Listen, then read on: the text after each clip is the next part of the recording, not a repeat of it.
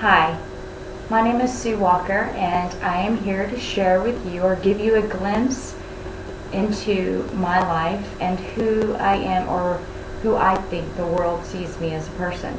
So let me begin by showing you my bag.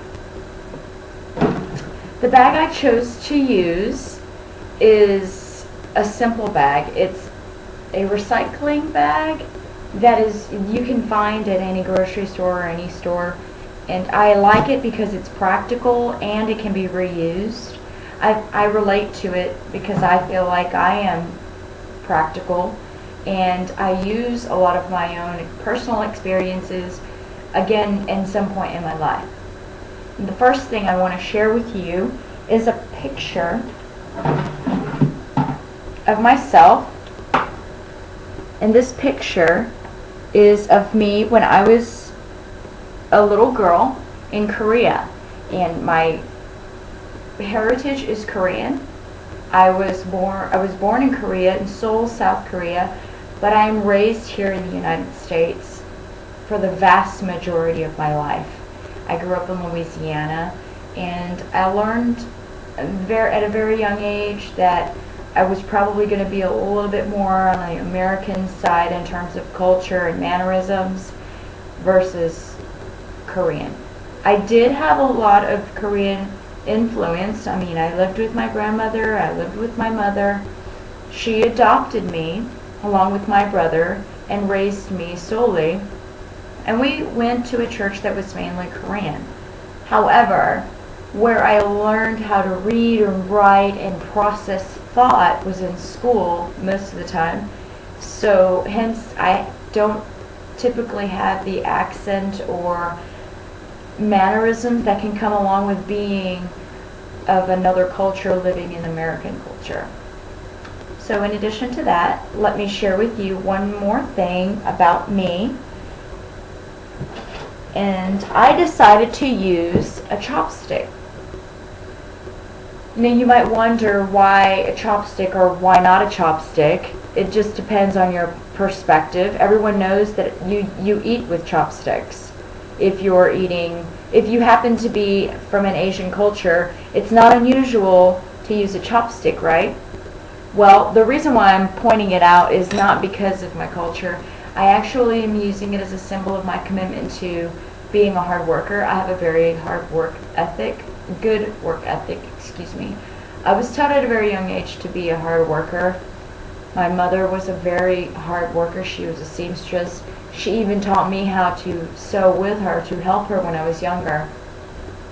The irony behind the chopstick, however, is that I work in a restaurant, and I'm someone that will do what is required of my job, and I don't really have a problem with understanding how a business process works.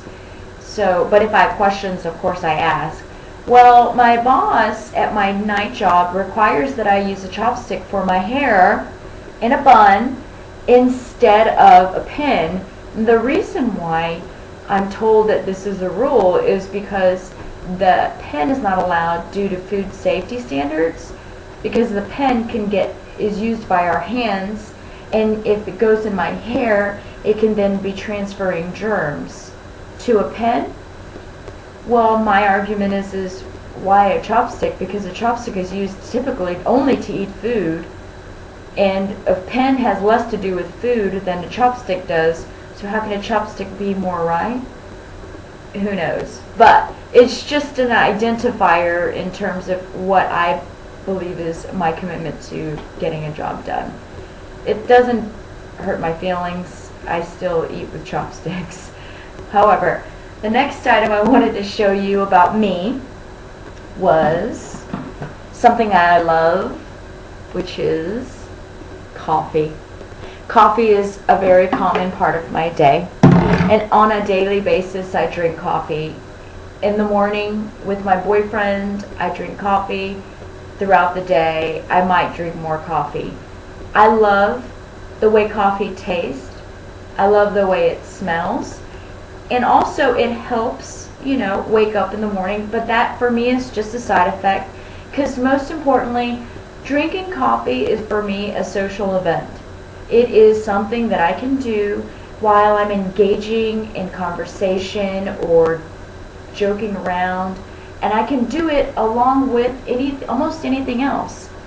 And the nature of holding a hot cup of coffee very gently and carefully is synonymous for me in how I try and treat my relationships with people. So sometimes the conversations that I might have with people, the feeling that I'm sharing towards my coffee cup is translated in how my behavior is towards, let's say, another human being, whether it be a stranger or my friend. Funny way of looking at things, I know, but coffee is something that symbolizes that for me. Also, in my bag is this little toy right here. And if you can see it, it's any typical toy that you can get at PetSmart. And it's called a loofah, and this one's a mouse. And the reason why I'm using it is because I have a cat named Goldie. And Goldie is a big part of my life. She represents a part of my life where I raised her since she was a little abandoned kitten at Office Depot. But 3 years ago I got a divorce and I decided to leave her with my ex-husband at my former house because the house had a yard.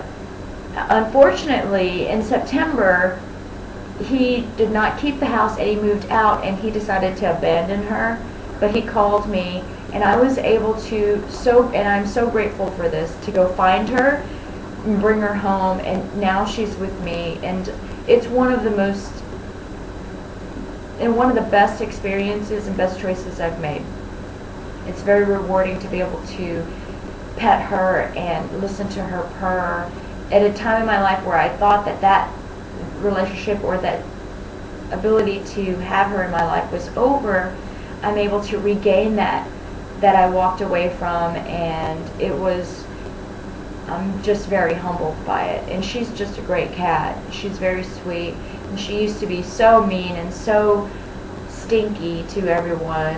And when I say stinky, I mean just rude and hiss. But now she's just a lovable big ball of furry joy. And so that's my cat Goldie.